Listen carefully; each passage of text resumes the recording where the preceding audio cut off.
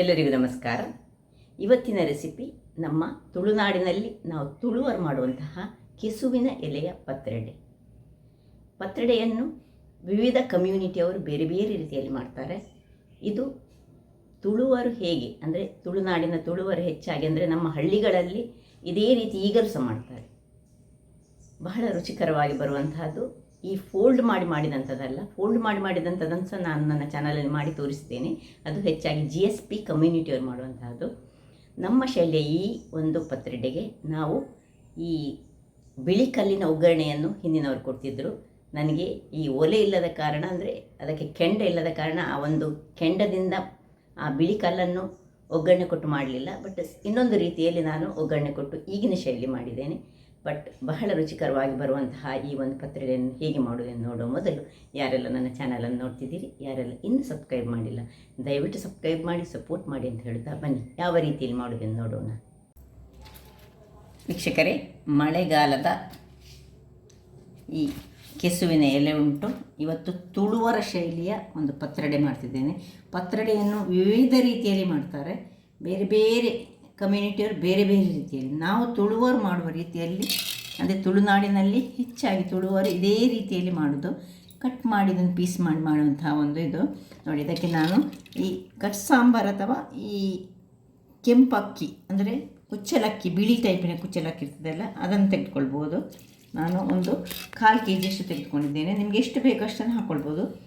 ಅದಕ್ಕೆ ಸ್ವಲ್ಪ ಒಂದು ಅರ್ಧ ಚಮಚದಷ್ಟು ಕೊತ್ತಂಬರಿ ಉಂಟು, 1/4 ಚಮಚದಷ್ಟು ಈ ಜೀರಿಗೆ, 4 ಮೆಣಸು, ಮತ್ತು ಒಂದು ಇದರಲ್ಲಿ ಇಷ್ಟು ಮತ್ತೆ ಬೇಕು ಇಷ್ಟು ಹುಳಿಯನ್ನು ಹಾಕ್ಕೊಳ್ತಿದ್ದೇನೆ.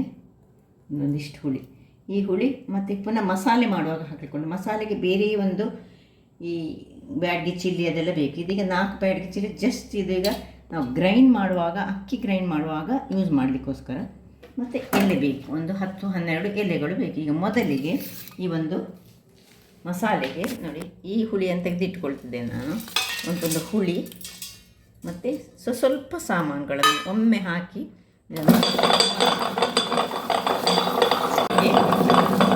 ಅಕ್ಕಿ ಅದರೊಟ್ಟಿಗೆ ಸ್ವಲ್ಪ ಅದು ಇದಾಗುವಾಗ ಅಕ್ಕಿಯನ್ನು ಸಹ ಹಾಕ್ಕೊಳ್ಬೇಕು. ಅಕ್ಕಿ, ಮೆಣಸು ಇದೆಲ್ಲ ಚೆನ್ನಾಗಿ ಸ್ವಲ್ಪ ನೀರು ಹಾಕ್ಕೊಂಡು ಸ್ವಲ್ಪ ಗಟ್ಟಿಯಾಗಿ ನಾನು ರುಬ್ಬಿಕೊಳ್ತೇನೆ. ವೀಕ್ಷಕರೇ, ಇಲ್ಲಿ ನೋಡಿ ಇದೀಗ ಆಗ್ತಾ ಇರುವಾಗ ಬೇಕು ಚೂರು ಹಳದಿಯ ಪುಡಿಯನ್ನು ಹಾಕೊಳ್ಳೋಣ.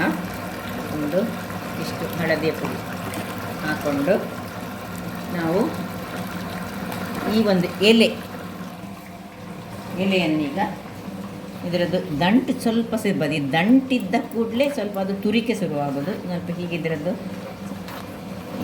ಸ್ವಲ್ಪ ಇದನ್ನೆಲ್ಲ ತೆಗೆದುಕೊಂಡು ಎಲ್ಲವನ್ನೊಂದು ಒಟ್ಟಾಗಿ ಇಟ್ಕೊಳ್ಳೋಣ.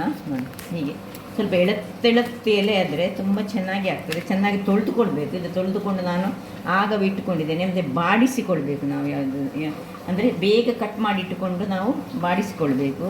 ಆಗ ಸ್ವಲ್ಪ ಈ ತುರಿಕೆ ಎಲ್ಲ ಇರೋದಿಲ್ಲ ಮತ್ತು ಒಳ್ಳೆಯದು ಸಹ ಆಗ್ತದೆ. ನೋಡಿ ಹೀಗೆ ಸ್ವಲ್ಪ ಇದ್ದರೆ ನಾನು ತೆಗೆದರೆ ಆಯಿತು. ಈಗ ಒಂದು 4 ಇಟ್ಟು ಸಣ್ಣದಾಗಿ ಹೆಚ್ಚಿಕೊಳ್ತೇನೆ. ನೋಡಿ ಒಳ್ಳೊಳ್ಳೆದನ್ನು ತೆಗೆದುಕೊಳ್ಬೇಕು ನಾವು ಈಗ 1/4 kgಗೆ ತುಂಬ ಬೇಡ, ಹೆಚ್ಚು ಬೇಡ, ಒಂದು 10 ಎಲೆ ಇದ್ದರೆ ಸಾಕು. ನೋಡಿ ಹೀಗೆ ಹೀಗೆ ಈ ದಂಟು ಬರಬಾರ್ದು ನಮ್ಮ. ಹೀಗೆ ಎಲ್ಲವನ್ನೀಗ ರೋಲ್ ಮಾಡ್ಕೊಳ್ತಿದ್ದೇನೆ. ನೋಡಿ ಚೆಂದ ರೋಲ್ ಮಾಡಿ ಇದನ್ನು ಸಪೂರಕ್ಕೆ ಹೆಚ್ಚಿದರೆ ಆಯಿತು.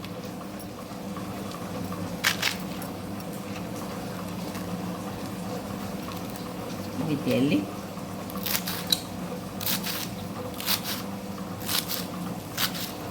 ಈ ರೀತಿ ಎಲ್ಲವನ್ನು ಹೆಚ್ಚಿಟ್ಕೊಳ್ತೇನೆ.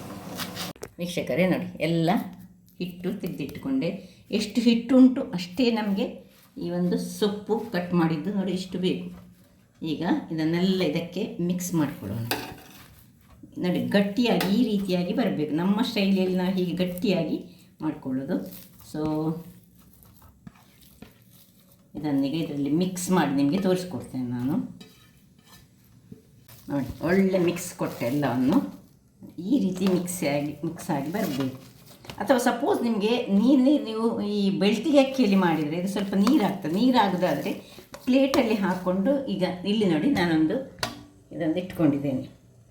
ಈಗ ನಾವೇನು ಮಾಡಬೇಕು ಹೇಳಿದರೆ, ಈ ಒಂದು ಇದನ್ನು ಉಂಡೆಗಳಾಗಿ ಮಾಡಿ, ಇದರಲ್ಲಿ ದೊಡ್ಡ ದೊಡ್ಡ ಉಂಡೆ ಸಹ ಹೀಗೆ ಉದ್ದಕ್ಕೆ ಸಹ ಮಾಡ್ಬೋದು, ಅಥವಾ ಹೀಗೆ ಹೀಗೆ ನೋಡಿ ಹದಾದ ಉಂಡೆಗಳಾಗಿ ಇದರಲ್ಲಿ ಸಣ್ಣ ಉಂಡೆ ಮಾಡಿಟ್ಟರೆ ಬೇಗ ಬೇಯ್ತದೆ ಸಹ, ಅಥವಾ ಇದಕ್ಕಿಂತ ಸಹ ಸಣ್ಣ ಉಂಡೆಗಳಾಗಿ ಸಹ ಮಾಡ್ಕೊಳ್ಬೋದು. ಎಲ್ಲವನ್ನು ಈ ರೀತಿಯಾಗಿ ನೋಡಿ ಮಾಡಿಕೊಂಡು ಇರ್ತೇನೆ. ಒಂದು ಬೇಕಿದ್ದರೆ ಹೀಗೆ ಹೊಟ್ಟೆ ಸಹ ಮಾಡಿಕೊಂಡ್ರೆ ಸಹ ಪಕ್ಕ ಬೇಯ್ತದೆ ಸಹ ಹೀಗೆ ಮಾಡಿದರೆ. ಇದನ್ನು ಸುರಿಗೆ ಬೇಯಿಸ್ಕೊಳ್ಳೋದು. ಆಮೇಲೆ ನಾವು ಈಗ ಇದಕ್ಕೊಂದು ಮಸಾಲೆ ರೆಡಿ ಮಾಡಲಿಕ್ಕುಂಟು. ಎಲ್ಲವನ್ನು ಇಟ್ಕೊಳ್ತೇನೆ ವೀಕ್ಷಕರೇ. ಎಲ್ಲವನ್ನು ಇಟ್ಟುಕೊಂಡಾಯ್ತು ನೋಡಿ ಈ ರೀತಿ. ಈಗ ಮುಚ್ಚಿಕೊಂಡು ಒಂದು 25ರಿಂದ 30 ನಿಮಿಷಗಳ ಕಾಲ ಬೇಯಿಸ್ಕೊಳ್ಳೋಣ. ಇಲ್ಲಿ ಬೇಯ್ತಾ ಇರುವಾಗ ಇಲ್ಲಿ ನೋಡಿ ಮಸಾಲೆಗೆ ನಾನು ಏನೆಲ್ಲ ಮಸಾಲೆ ಬೇಕಂತ ಹೇಳ್ತೇನೆ. ಅದರ ಮೊದಲು ಇಲ್ಲಿ ಒಂದು ಬಾಣಲೆಯನ್ನು ಇಟ್ಕೊಂಡಿದ್ದೇನೆ. ಅಂದರೆ ತವಾಸ ಇಟ್ಕೊಳ್ಬೋದು. ಅದಕ್ಕೆ ಒಂದು 2 ಚಮಚದಷ್ಟು ಎಣ್ಣೆ ಹಾಕೊಳ್ಳೋಣ. ಒಳ್ಳೆ ಎಣ್ಣೆಯಲ್ಲಿ ಫ್ರೈ ಮಾಡ್ಕೊಳ್ಬೇಕು ಈ ಮಸಾಲೆಯನ್ನು. ಈ ಮೀನಿನ ಮಸಾಲೆಗೆ ಬೇಕಿದ್ದಂತಹ ಮಸಾಲೆಗಳನ್ನೇ ಇದಕ್ಕೆ ನಾವು ಹಾಕಿ ಮಾಡೋದು, ನಮ್ಮ ತುಳುವರ ಶೈಲಿ. ಈಗ ಒಂದು 4 3 ಎಷ್ಟು ಬೇಕಷ್ಟು ನೀವು ಒಂದು ಖಾರ ಹೆಚ್ಚು ಬೇಕಿದ್ದರೆ ಹೆಚ್ಚು ಹಾಕ್ಕೊಳ್ಳಿ ಖಾರದವರು.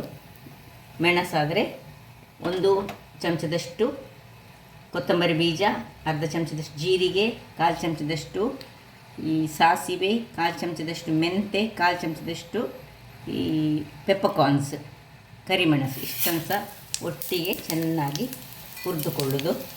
ಸಣ್ಣ ಉರಿಯಲ್ಲಿ ಇದನ್ನೀಗ ಹುರಿಬೇಕು, ಕರಟಬಾರ್ದು ಅಷ್ಟೇ. ಸೊ ಆಗಲೇ ನಾವೊಂದು 3 ಇದನ್ನು ಹಾಕ್ಕೊಂಡಿದ್ದೇವೆ ಮೆಣಸು. ಅದರಿಂದ ಅದರಲ್ಲಿ ಸಹ ಖಾರ ಇರ್ತದೆ, ಇದು ಸಹ ಖಾರ ಬರ್ತದೆ ನೋಡಿ. ಒಳ್ಳೆ ಎಣ್ಣೆಯಲ್ಲಿ ಸ್ವಲ್ಪ ಫ್ರೈ ಆಗಬೇಕು. ಇಲ್ಲಿ ಅದಕ್ಕೆ ಸ್ವಲ್ಪ ಈ ಒಂದು ನೀರುಳ್ಳಿ ಅಂತ ಹಾಕ್ಕೊಳ್ತಿದ್ದೇನೆ. ಇನ್ನು ಒಂದು ಕರಿ ಲೀವ್ಸ್ ಅಂತ ಇದಕ್ಕೆ ಹಾಕ್ಕೊಂಡು ಮಸಾಲೆಯನ್ನು ತೆಂಗಿನ ಎಣ್ಣೆಯಲ್ಲಿ ಒಂದು ಘಮ ಬರುವ ತನಕ ಹುರಿದುಕೊಳ್ಳೋಣ. ಇನ್ನು ತೆಂಗಿನ ತುರಿ ಇಲ್ಲಿ ನೋಡಿ, ಇಷ್ಟು ತೆಂಗಿನ ತುರಿಯನ್ನು, ಎಷ್ಟು ತೆಂಗಿನ ತುರಿ ಬೇಕು, ಒಂದು ಸಣ್ಣ ತೆಂಗಿನಕಾಯಿ ಇಡೀ ಹಾಕಿದರೆ ಒಳ್ಳೆ ಆಗ್ತದೆ ಮಸಾಲೆ. ಇದಕ್ಕೆ ಒಳ್ಳೆ ತುಂಬ ಮಸಾಲೆ ಬೇಕಾಗ್ತದೆ.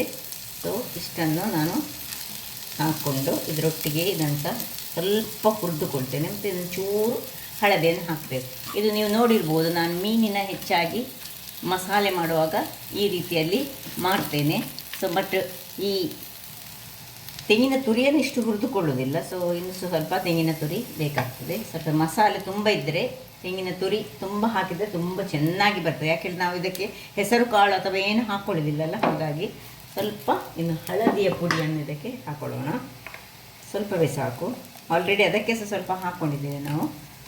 ಇದನ್ನು ಹಾಕಿ ಒಂದು ಚೂರು ಕಲರ್ ಪರಿಮಳ ಬರೋ ತನಕ ಚೂರು ಹುರಿದುಕೊಳ್ತಿದ್ದೇವೆ.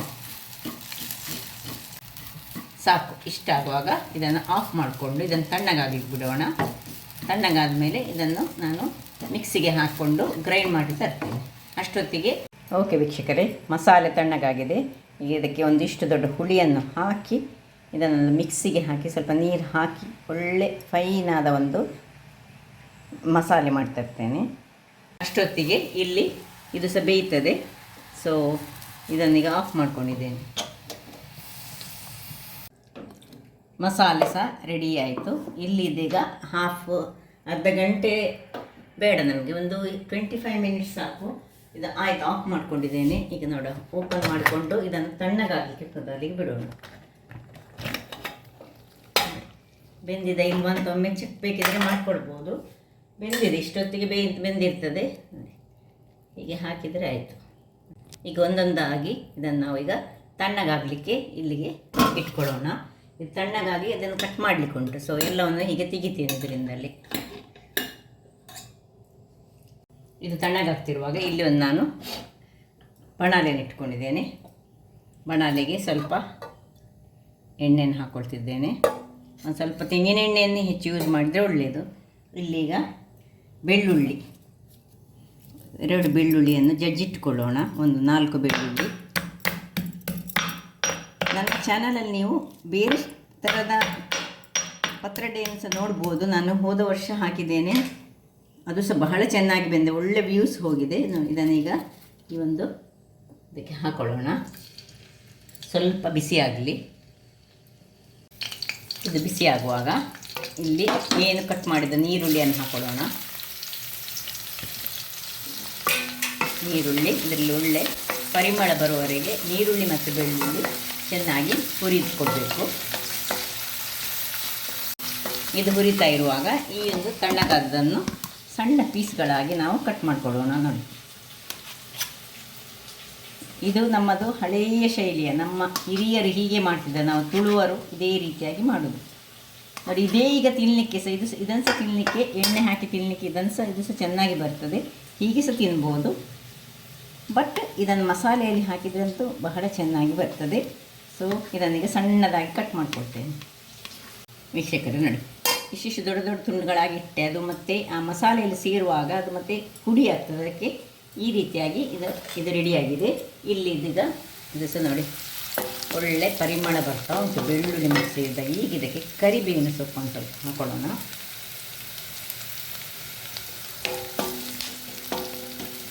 ಪರಿಮಳ ಇನ್ನೂ ಸಹ ಹೆಚ್ಚುತ್ತದೆ.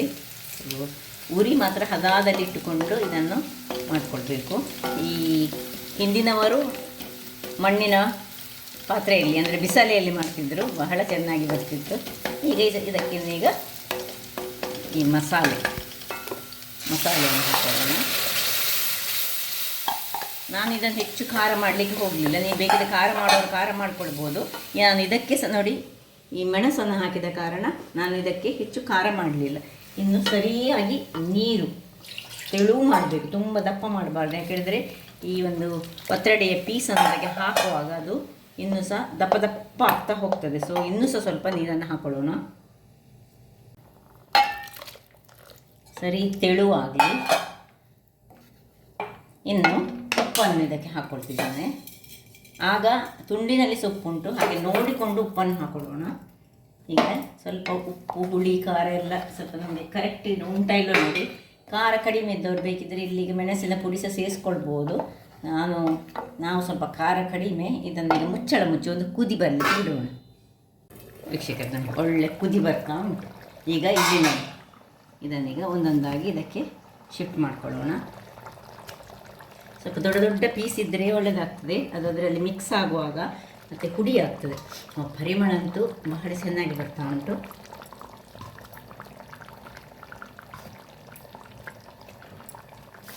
ಎಲ್ಲವನ್ನು ಇದಕ್ಕೆ ಹಾಕ್ಕೊಳ್ತಿದ್ದೇನೆ. ಇದನ್ನು ಬೇಕಿದ್ರೆ ಫ್ರೈ ಮಾಡಲಿಕ್ಕೆ ಸಹ ಇಟ್ಕೊಳ್ಬೋದು ಬೇಕಿದ್ರೆ, ಆದರೆ ನಾವು ಹಾಗೆ ಮಾಡೋದಿಲ್ಲ. ಇದು ನಾನು ಹೇಳಿದೆಲ್ಲ ಅಥೆಂಟಿಕ್, ನಾವು ತುಳುವರು. ಈ ಹಳ್ಳಿಗಳಲ್ಲೆಲ್ಲ ಹೋದರೆ ಇದಕ್ಕೆ ಸಹ ಮಸಾಲೆಯನ್ನು ಹಾಕೋದೆ ಅವರು. ಖಾಲಿ ಅಕ್ಕಿಯನ್ನು ಮತ್ತು ಈ ಅಕ್ಕಿಯನ್ನು ರುಬ್ಬಿ ಅದಕ್ಕೆ ಕೆಸುವಿನ ಎಲೆಯನ್ನು ಮಿಕ್ಸ್ ಮಾಡಿ ಅದರದ್ದು ಪುಂಡಿಯನ್ನು ಮಾಡ್ತಾರೆ, ಮತ್ತು ಮಸಾಲೆ ಒಟ್ಟಿಗೆ ಹಾಕ್ತಾರೆ ನೋಡಿ. ಇನ್ನು ಸ್ವಲ್ಪ ದಪ್ಪ ಆಯ್ತಿದ್ದು, ಸ್ವಲ್ಪ ನೀರನ್ನು ಬೇಕಿದ್ರೆ ಹಾಕ್ಕೊಳ್ಳೋಣ.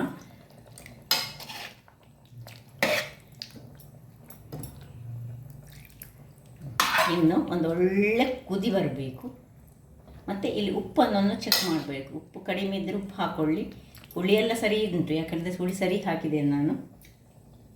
ಉಪ್ಪು ಸಹ ಸರಿ ಉಂಟು. ಎರಡಕ್ಕೆ ಸೊಪ್ಪು ಎಳೆದುಕೊಂಡಿದೆ. ಒಂದು ಒಳ್ಳೆ ಕುದಿ ಬರಲಿ, ಅಷ್ಟರ ಮೇಲೆ ಆಫ್ ಮಾಡಿಕೊಳ್ಳೋದು. ವೀಕ್ಷಕರೇ ನೋಡಿ ಒಳ್ಳೆ ಕುದಿ ಬರ್ತಾ ಉಂಟು. ಈಗ ಇದು ನನ್ನ ಸ್ಟೈಲಲ್ಲಿ ನಾನನ್ನು ಮಾಡ್ತಿದ್ದೇನೆ. ಒಂದು ಸ್ಪೂನಿನಷ್ಟು ಎಣ್ಣೆಯನ್ನಿದ್ರೆ ಮೇಲೆ ಹಾಕ್ಕೊಂಡು ಇದೀಗ ಆಫ್ ಮಾಡ್ತೇನೆ. ಇದೀಗ ನಾಳೆ ಬೆಳಿಗ್ಗೆ ತಿನ್ನಲಿಕ್ಕೆ, ಈಗ ನಾನು ರಾತ್ರಿ ಮಾಡ್ತಾ ಇದ್ದೇನೆ, ಬೆಳಿಗ್ಗೆ ತಿನ್ನಲಿಕ್ಕಂತೂ ಸೂಪರ್ ಆಗಿರ್ತದೆ. ನೋಡಿ ಯಾವ ರೀತಿ ಬಂತು ನೋಡಿ. ಎಲ್ಲ ಈ ಮಸಾಲೆ ಅದನ್ನು ಎಳೆದುಕೊಂಡು ಮತ್ತು ಸ್ವಲ್ಪ ಹುಡಿ ಸಾಕ್ತದೆ. ಅದು ನಾಳೆ ಬೆಳಿಗ್ಗೆ ಆಗುವಾಗ ಚೆನ್ನಾಗಿ ಆಗ್ತದೆ. ಈಗ ನಾನು ಈಗಲೇ ಒಂದು ಸರ್ವ್ ಮಾಡಿ ತೋರಿಸ್ತೇನೆ ನಿಮಗೆ.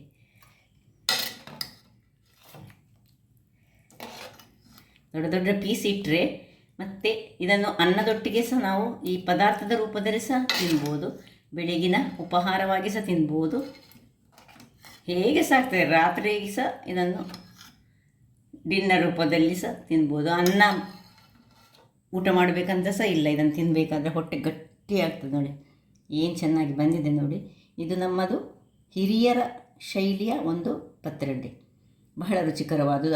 ಅದರಲ್ಲೂ ಸಹ ಈ ತುಳುನಾಡಿನ ತುಳುವರು ಮಾಡುವಂತಹ ಒಂದು ವಿಶಿಷ್ಟವಾದ ಆಟಿ ತಿಂಗಳಲ್ಲಿ ಮಾಡಿಯೇ ಮಾಡ್ತಾರೆ ಅಂತಹ ಒಂದು ಈ ರೆಸಿಪಿ. ಹಾಗಾದರೆ ನನ್ನ ಈ ಕುಕಿಂಗ್ ಚಾನಲ್ ನಿಮಗೆ ಇಷ್ಟ ಆದರೆ ಬೋಳೂರು ಸುವರ್ಣ ಚಾನಲನ್ನು ಲೈಕ್ ಮಾಡಿ, ಶೇರ್ ಮಾಡಿ ಹಾಗೂ ಸಬ್ಸ್ಕ್ರೈಬ್ ಮಾಡಿ ಹಾಗೂ ನನ್ನ ಇನ್ಸ್ಟಾಗ್ರಾಮ್ ಪೇಜನ್ನು ಫಾಲೋ ಮಾಡಿ. ಧನ್ಯವಾದಗಳು.